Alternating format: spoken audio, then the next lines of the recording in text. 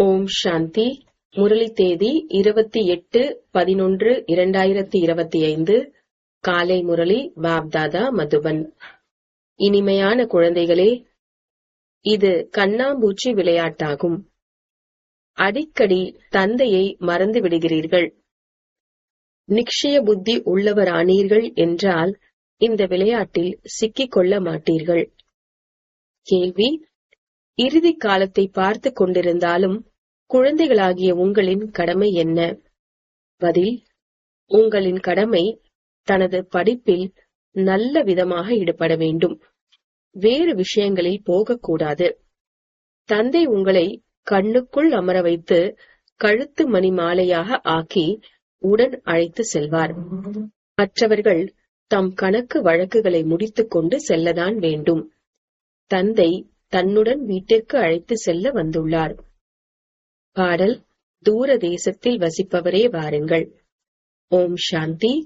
ஆன்மீக தந்தை ஆன்மீக குழந்தைகளுக்கு வந்து புரிய வைக்கின்றார். குறிப்பாக பாரதம் பொதுவாக முழு உலகிலும் அமைதி ஏற்பட வேண்டும் என விரும்புகின்றனர். இப்போது இதை புரிந்து கொள்ள வேண்டும். கண்டிப்பாக உலகத்தின் எஜமானன்தான் உலகில் அமைதியை ஸ்தாபனை செய்கிறார். வந்து உலகில் அமைதியை பரவ செய்யுங்கள் என இறை தந்தையை தான் அழைக்க வேண்டும். யாரை அழைப்பது என்பது கூட பாவம் அவர்களுக்கு தெரியாது. முழு உலகில் விஷயமல்லவா? முழு உலகிலும் அமைதி வேண்டும் என விரும்புகின்றனர். இப்போது அமைதியின் இடம் தனிப்பட்டது. அங்கே தந்தையும் ஆத்மாக்களாகிய நீங்களும் வசிக்கிறீர்கள். இதுவும் கூட எல்லைக்கு அப்பாற்பட்ட தந்தை புரிய வைக்கின்றார். இப்போது இந்த உலகில் அளவற்ற மனிதர்கள் இருக்கின்றனர். பல தர்மங்கள் இருக்கின்றன. ஒரு தர்மம், அதாவது ஒரு வழி என ஏற்பட்டு விட்டால் அமைதி உண்டாகும் என கூறுகின்றனர். அனைத்து தர்மங்களும் இணைந்து ஒன்றாக முடியாது. திரிமூர்த்தியின் மகிமையும் உள்ளது. திரிமூர்த்தியின் படத்தை நிறைய வைத்திருக்கின்றனர்.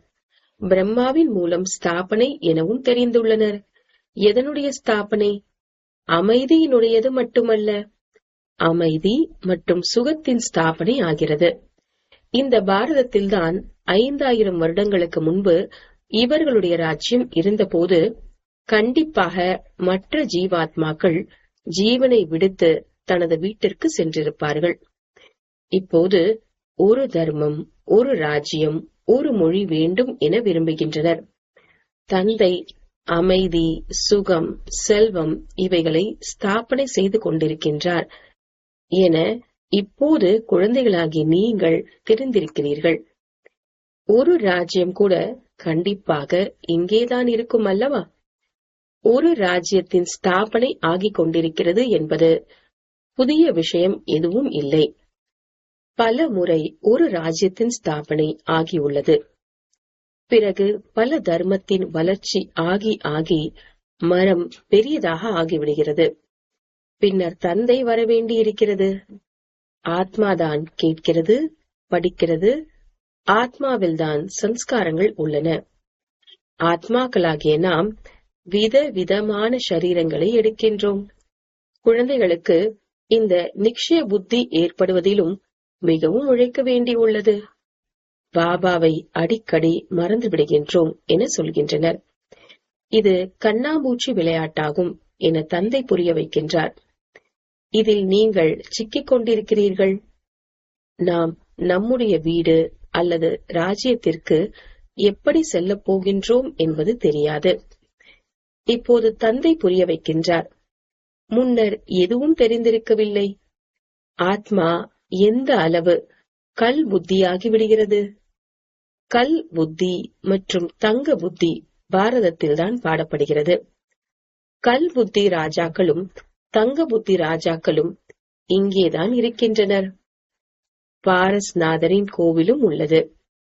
ஆத்மாக்களாகிய நாம் எங்கிருந்து நடிப்பதற்காக வந்தோம் என்பதை நீங்கள் இப்போது அறிவீர்கள். முன்னர் எதுவுமே தெரிந்திருக்கவில்லை. இது முட்களின் காடு எனப்படுகிறது. இந்த முழு உலகமும் முள் நிறைந்த காடாக உள்ளது. மலர் தோட்டத்தில் தீ பிடித்தது என ஒருபோதும் கேட்டிருக்க மாட்டோம். எப்பொழுதும் காட்டில்தான் தீப்பிடிக்கிறது. இதுவும் பழைய உலகம். இதுவும், அதாவது பழைய உலகமும் கூட காடுதான். இதில் கண்டிப்பாக தீ பற்ற போகிறது. வைக்கோலில் தீ பற்றியுள்ளது. இந்த முழு உலகமுமே வைக்கோல் போர் எனப்படுகிறது. இப்போது குழந்தைகளாகி நீங்கள் தந்தையை தெரிந்து கொண்டு விட்டீர்கள். முன்னால் அமர்ந்திருக்கிறீர்கள். உங்களிடம்தான் அமர்வோம் என்றெல்லாம் பாடியுள்ளனர். அனைத்தும் இப்போது நடந்து கொண்டிருக்கிறது. பகவானின் மகா வாக்கியம் எனில் கண்டிப்பாக படிப்பார்கள் அல்லவா? பகவானுடைய மகா வாக்கியம் என்பது குழந்தைகளுக்காக தான் இருக்கும் அல்லவா? பகவான் படிப்பிக்கின்றார் என்பதை நீங்கள் அறிவீர்கள். பகவான் யார்? நிராகாரமாகிய, அதாவது உடலற்றவராகிய சிவனை தான் சொல்வோம். பகவான் சிவனின் பூஜையும் இங்கே நடக்கிறது. சத்யுகத்தில் பூஜை முதலானவை நடப்பதில்லை, நினைவும் செய்வதில்லை. பக்தர்களுக்கு சத்யுக ராஜ்யத்தின் பலன் கிடைக்கிறது. நாம் அனைவரை விடவும் அதிகமாக பக்தி செய்துள்ளோம். ஆகையால் நாம் தான் முதலாக தந்தையிடம் வந்திருக்கின்றோம் என நீங்கள் புரிந்து கொள்கிறீர்கள். பிறகு நாம் தான் ராஜ்யத்தில் வரப்போகின்றோம். ஆக குழந்தைகள் புதிய உலகத்தில் உயர் பதவி அடைவதற்காக முழுமையாக முயற்சி செய்ய வேண்டும். இப்போது நாம் விரைவாக புதிய வீட்டிற்கு செல்வோம் என குழந்தைகளின் மனம் விரும்புகிறது. ஆரம்பத்தில்தான் புதிய வீடாக இருக்கும், பிறகு பழையதாக ஆகியபடி செல்லும். வீட்டில் குழந்தைகளின் எண்ணிக்கை அதிகமாக ஆகியபடி இருக்கும். புத்திரர்கள், பேரன்கள், கொள்ளு பேரன்கள் இவர்கள் பழைய வீட்டில் வருவார்கள் அல்லவா? எங்களுடைய தாத்தா கொள்ளு தாத்தாக்களின் வீடு இது என சொல்வார்கள்.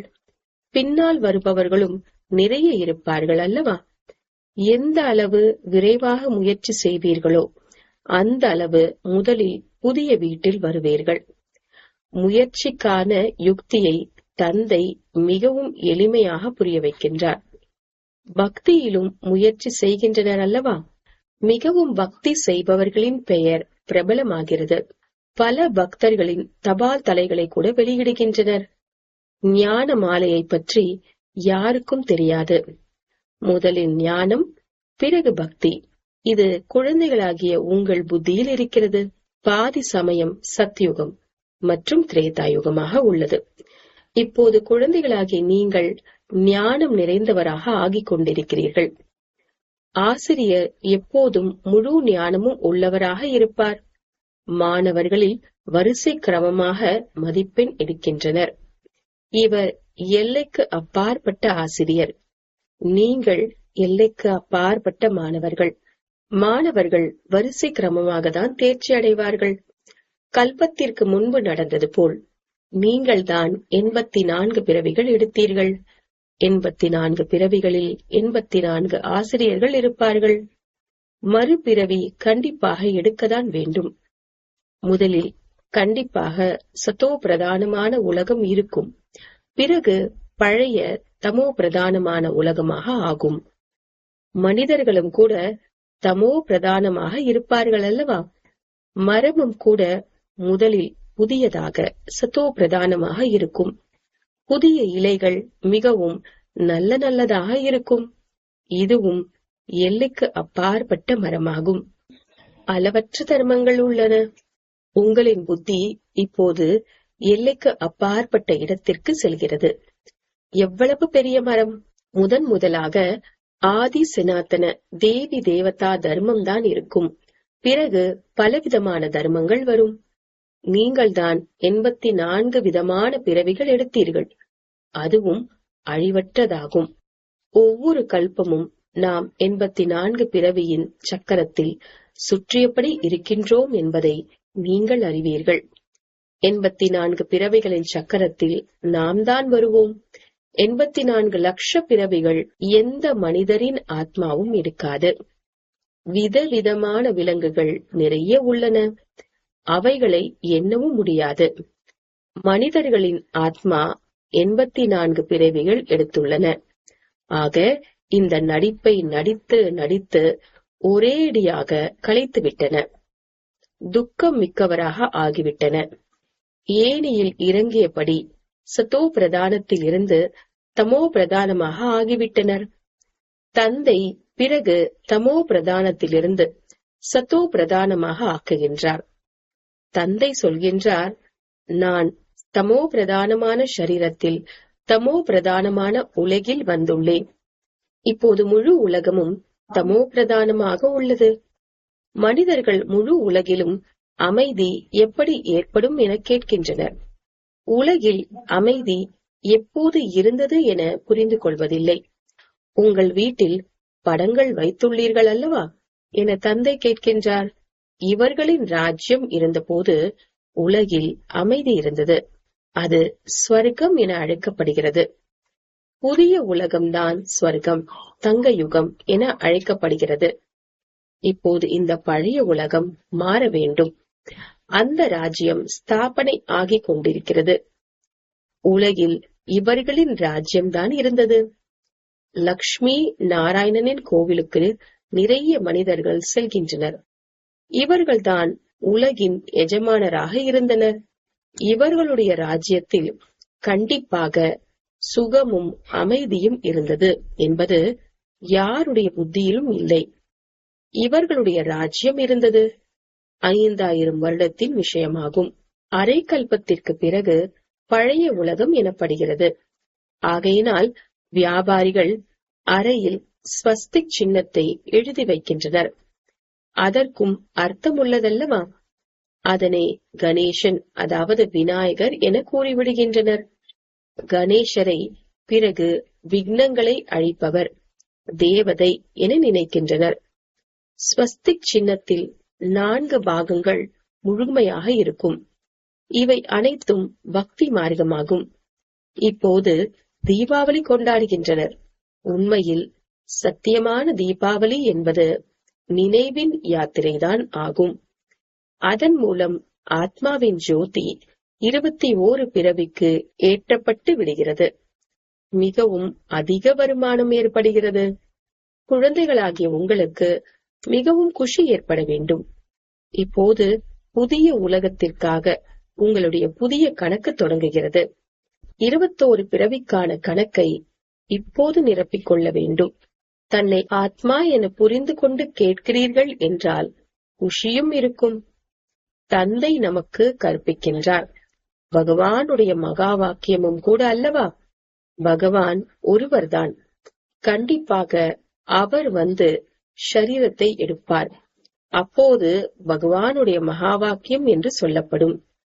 இதுவும் கூட யாருக்கும் தெரியாது. ஆகையினால்தான் தங்களுக்கு தெரியாது தெரியாது என கூறி வந்தனர். அவர் பரம்பிதா பரமாத்மா என சொல்லவும் செய்கின்றனர். பிறகு எங்களுக்கு தெரியாது என கூறிவிடுகின்றனர். சிவபாபா எனவும் சொல்கின்றனர். பிரம்மாவையும் கூட பாபா என சொல்கின்றனர். விஷ்ணுவை ஒருபோதும் தந்தை என சொல்வதில்லை. பிரஜாபிதா எனும்போது பாபா, அதாவது அப்பா ஆகின்றார் அல்லவா? நீங்கள் பிகே, அதாவது பிரம்மா குமார் குமாரிகள் ஆகின்றீர்கள். பிரஜாபிதா என்ற பெயர் இல்லாததால் புரிந்து கொள்வதில்லை. இவ்வளவு அளவற்ற பிகேக்கள் இருக்கின்றனர் எனும்போது கண்டிப்பாக பிரஜாபிதாவாகத்தான் இருப்பார். ஆகையால் பிரஜாபிதா என்ற வார்த்தையை கண்டிப்பாக போடுங்கள். அப்போது பிரஜாபிதா எனில் நம்முடைய தந்தைதான் என்று புரிந்து கொள்வார்கள். புதிய சிருஷ்டி கண்டிப்பாக பிரஜாபிதாவின் மூலம்தான் படைக்கப்படுகிறது. ஆத்மாக்களாகிய நாம் சகோதர சகோதரர்களாக இருக்கின்றோம். பின்னர் ஷரீரத்தை எடுத்துக்கொண்டு சகோதர சகோதரி ஆகிவிடுகின்றோம். தந்தையின் குழந்தைகளோ அழிவற்றவர்கள். பிறகு சாக்காரத்தில் சகோதர சகோதரிகள் தேவை. ஆக பிரஜாபிதா பிரம்மா என்பது பெயராகும். ஆனால் பிரம்மாவை நாம் நினைவு செய்வதில்லை. துக்கத்தில் தந்தையை நினைக்கின்றனர், பிரம்மாவை அல்ல.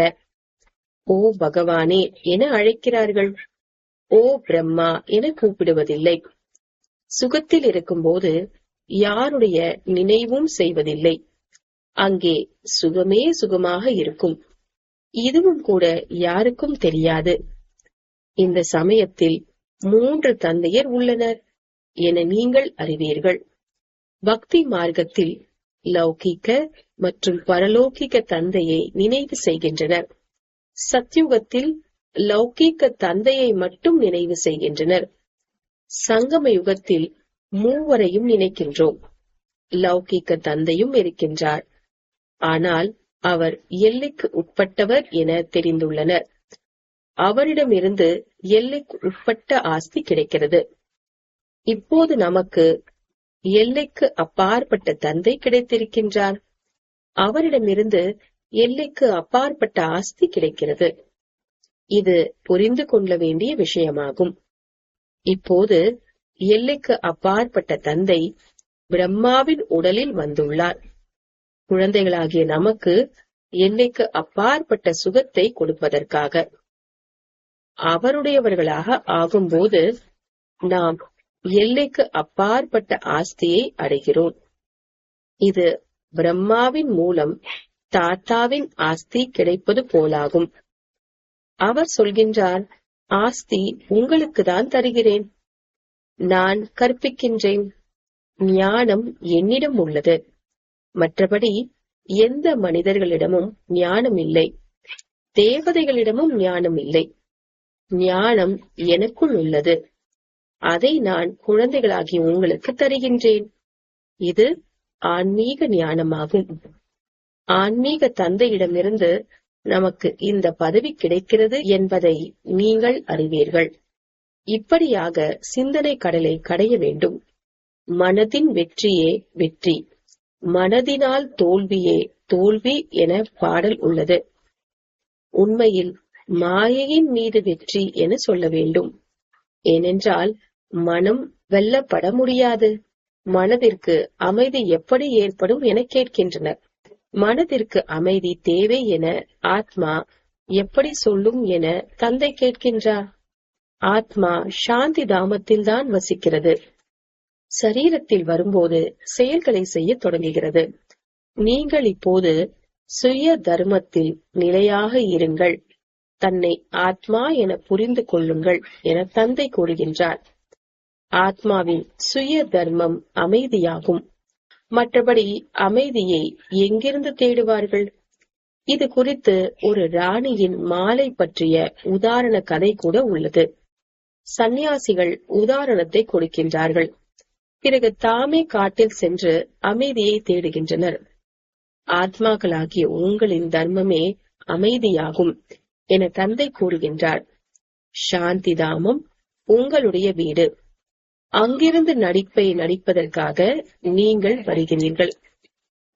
ஷரீரத்தின் மூலம் பிறகு கர்மம் செய்ய வேண்டியிருக்கிறது. ஷரீரத்தில் இருந்து தனிப்பட்டு விடும்போது அமைதி ஏற்பட்டு விடுகிறது. ஆத்மா சென்று வேறொரு ஷரீரத்தை எடுத்து விட்டது. பிறகு ஏன் கவலைப்பட வேண்டும்? திரும்பி வரப்போவதில்லை. ஆனால் மோக பற்றுதல் அலைக்கழிக்கிறது. அங்கே உங்களை மோகம் அலைக்கழிக்காது. அங்கே 5 விகாரங்கள் இருப்பதில்லை. ராவண ராஜ்யமே இல்லை. அது ராமராஜ்யமாகும். எப்போதும் ராவண ராஜ்யமே இருந்தது என்றால் பிறகு மனிதர்கள் கலைத்து விடுவார்கள். ஒருபோதும் சுகத்தை பார்க்க முடியாது. இப்போது நீங்கள் ஆஸ்திகர்களாக ஆகியிருக்கிறீர்கள். மேலும் திரிகால தரிசியாகவும் ஆகின்றீர்கள். மனிதர்கள் தந்தையை அறிவதில்லை. ஆகையினால் நாஸ்திகர்கள் எனப்படுகின்றனர். இந்த சாஸ்திரங்கள் முதலானவைகள் இவை நடந்து முடிந்தவை. இவை அனைத்தும் பக்தி மார்க்கத்தினுடையதாகும் என இப்போது குழந்தைகளாகி நீங்கள் அறிவீர்கள். இப்போது நீங்கள் ஞான மார்க்கத்தில் இருக்கிறீர்கள். தந்தை குழந்தைகளாகி உங்களை எவ்வளவு அன்போடு கண்களில் வைத்து அழைத்து செல்கின்றார். கழுத்தின் மாலையாக்கி அனைவரையும் அழைத்து செல்கின்றார். அனைவரும் அழைக்கவும் செய்கின்றனர். காம சிதையில் அமர்ந்து கருப்பாகி விட்டவர்களை ஞான சிதையில் அமர வைத்து கணக்கு வழக்குகளை முடிக்க வைத்து திரும்ப அழைத்து செல்கின்றேன். இப்போது உங்கள் வேலையே படிப்பாகும். மற்ற விஷயங்களில் ஏன் செல்ல வேண்டும்? எப்படி இறப்போம், என்ன நடக்கும், இந்த விஷயங்களில் நாம் ஏன் செல்ல வேண்டும்? இது இறுதி காலமாகும். அனைவரும் கணக்கு வழக்குகளை முடித்துக் கொண்டு திரும்பி சென்று விடுவார்கள். இந்த எல்லைக்கு அப்பாற்பட்ட நாடகத்தின் ரகசியம் குழந்தைகளாகிய உங்கள் புத்தியில் உள்ளது. வேறு யாருக்கும் தெரியாது. நாம் எல்லைக்கு அப்பாற்பட்ட ஆஸ்தியை எடுப்பதற்காக தந்தையிடம் ஒவ்வொரு கல்பத்திலும் வருகின்றோம் என குழந்தைகள் அறிவார்கள். நாம் ஜீவாத்மாக்கள் ஆவோம். பாபாவும் தேகத்தில் வந்து பிரவேசிக்கின்றார். குழந்தைகளே, ஆத்ம அபிமானி ஆகுங்கள். தந்தையை நினைவு செய்யுங்கள் என வேறு யாரும் சொல்ல முடியாது. நல்லது. இனிமையிலும் இனிமையான காணாமல் போய் கண்டெடுக்கப்பட்ட செல்ல குழந்தைகளுக்கு தாயும் தந்தையுமாகிய பாப்தாதாவின் அன்பு நினைவுகளும் காலை வணக்கமும். ஆன்மீக குழந்தைகளுக்கு ஆன்மீக தந்தையின் நமஸ்தே. ஆன்மீக தந்தைக்கு ஆன்மீக குழந்தைகளின் நமஸ்தே. தாரணைக்கான முக்கிய சாரம். முதலாவது, நினைவின் யாத்திரையில் இருந்து உண்மையிலும் உண்மையான தீபாவளியை தினம்தோறும் கொண்டாட வேண்டும். 21 பிறவிக்காக தமது புதிய கணக்கை சேமிக்க வேண்டும். இரண்டாவது, நாடகத்தின் ரகசியத்தை புத்தியில் வைத்து படிப்பை தவிர வேறு எந்த விஷயத்திலும் போகக்கூடாது. அனைத்து கணக்கு வழக்குகளையும் முடிக்க வேண்டும். வரதானம். ஆன்மீக ஸ்திதியின் மூலம் வீணானவைகளின் சேமிப்பை அழிக்கக்கூடிய குஷியின் பொக்கிஷம் நிறைந்தவர் ஆகுக. ஆன்மீக ஸ்திதியின் மூலம் வீணானவைகளின் சேமிப்பை அழிக்கக்கூடிய குஷியின் பொக்கிஷம் நிறைந்தவர் ஆகுக. விளக்கம். ஆன்மீக ஸ்திதியின் மூலம் வீண் விஷயங்களின் சேமிப்பை அழித்துவிடுங்கள். இல்லையெனில் ஒருவருக்கொருவரின் அவகுணங்களை வர்ணனை செய்து வியாதிக்கான புழு வாயுமண்டலத்தில் பரவிவிடும். இதனால் சூழ்நிலை சக்திசாலியாக உருவாகாது. உங்களிடம் அநேக ஆத்மாக்கள் அநேக உணர்வுகளுடன் வருவார்கள். ஆனால் உங்களிடமிருந்து சுப பாவனைக்கான விஷயங்களை மட்டுமே எடுத்து செல்ல வேண்டும். எப்போது தன்னிடம் குஷியான விஷயங்களின் சேமிப்பு இருக்குமோ அப்போதுதான் இது நடைபெறும். ஒருவேளை ஒருவர் மீது ஏதாவது வீண் விஷயங்கள் இருக்கிறது எனில், எங்கு விஷயங்கள் இருக்கிறதோ அங்கு தந்தை இருக்க மாட்டார், பாவம்தான் இருக்கும்.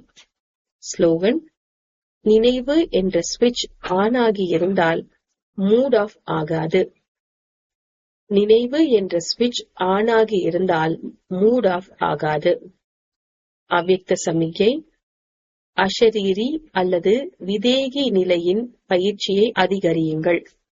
எந்த அளவிற்கு பிஸியாக இருப்பீர்களோ அந்த அளவிற்கு இடையிடையில் இந்த பயிற்சி செய்வது மிக அவசியமாகும். பிறகு சேவையில் அவ்வப்பொழுது களைப்பு ஏற்படுவது, சில நேரம் தங்களுக்குள் பிரச்சனைகள் வந்துவிடுகிறது போன்றவைகள் இருக்காது. ஒரு வினாடியில் விடுபட்டு இருப்பதற்கான பயிற்சி இருந்தால் எந்த விஷயம் ஏற்பட்டாலும் ஒரு வினாடியில் தனது பயிற்சியின் மூலம் இந்த விஷயங்களிலிருந்து தூரமாகி விடுவீர்கள். நினைப்பீர்கள், ஆகிவிடுவீர்கள். யுத்தம் செய்ய வேண்டியிருக்காது. ஓம் சாந்தி.